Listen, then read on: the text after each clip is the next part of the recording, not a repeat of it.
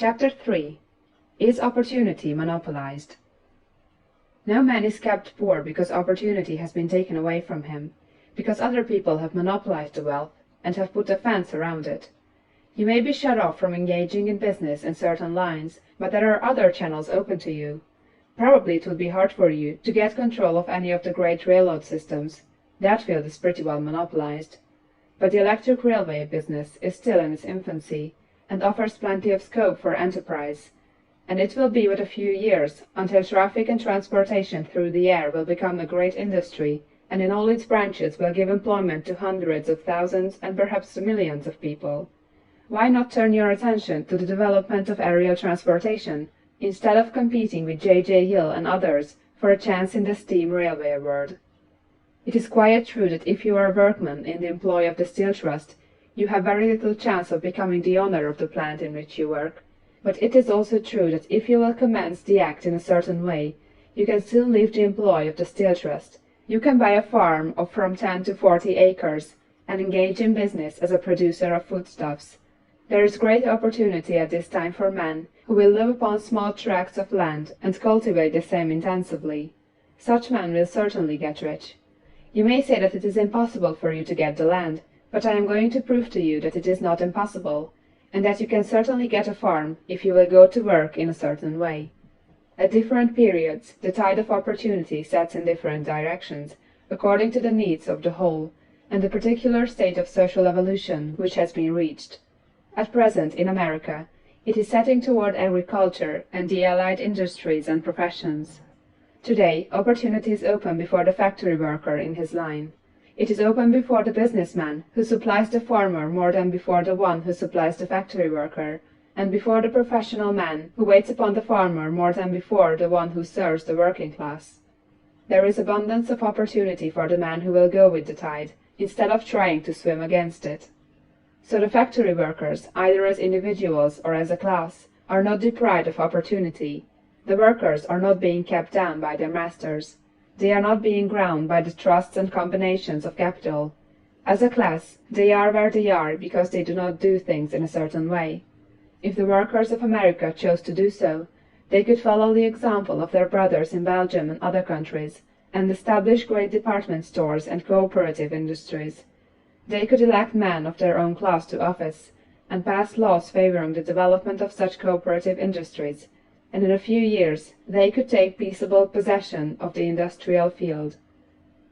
The working class may become the master class whenever they will begin to do things in a certain way. The law of wealth is the same for them as it is for all others. This they must learn, and they will remain where they are as long as they continue to do as they do. The individual worker, however, is not held down by the ignorance or the mental slothfulness of his class. He can follow the tide of opportunity to riches, and this book will tell them how. No one is kept in poverty by a shortness in the supply of riches. There is more than enough for all. A palace as large as the Capitol at Washington might be built for every family on earth from the building material in the United States alone, and under intensive cultivation this country would produce wool, cotton, linen, and silk enough to clothe each person in the world finer than Solomon was arrayed in all his glory, together with food enough to feed them all luxuriously. The visible supply is practically inexhaustible, and the invisible supply really is inexhaustible. Everything you see on earth is made from one original substance, out of which all things proceed. New forms are constantly being made, and older ones are dissolving, but all are shapes assumed by one thing. There is no limit to the supply of formless stuff, or original substance.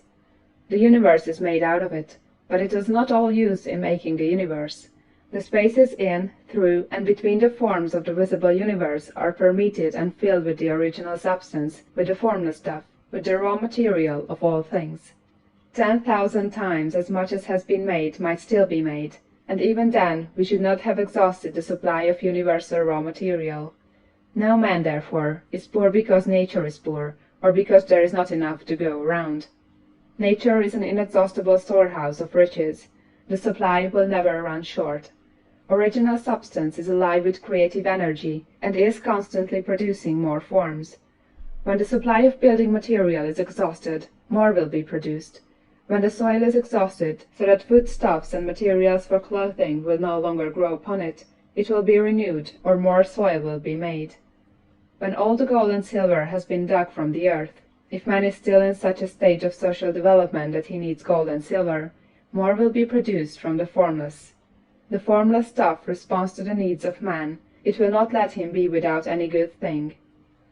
This is true of man collectively.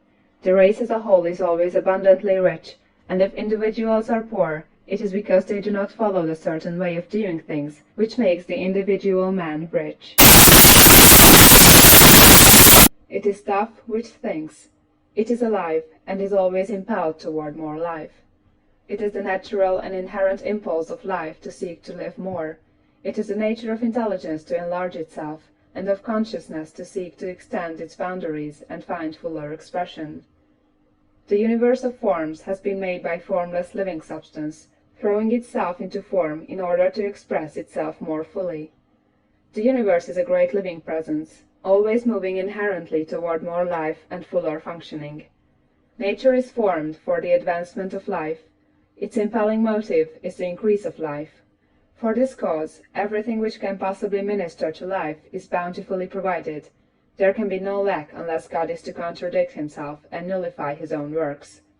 You are not kept poor by lack in the supply of riches.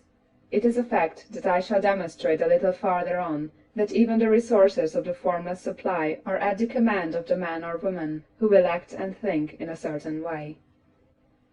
End of chapter 3.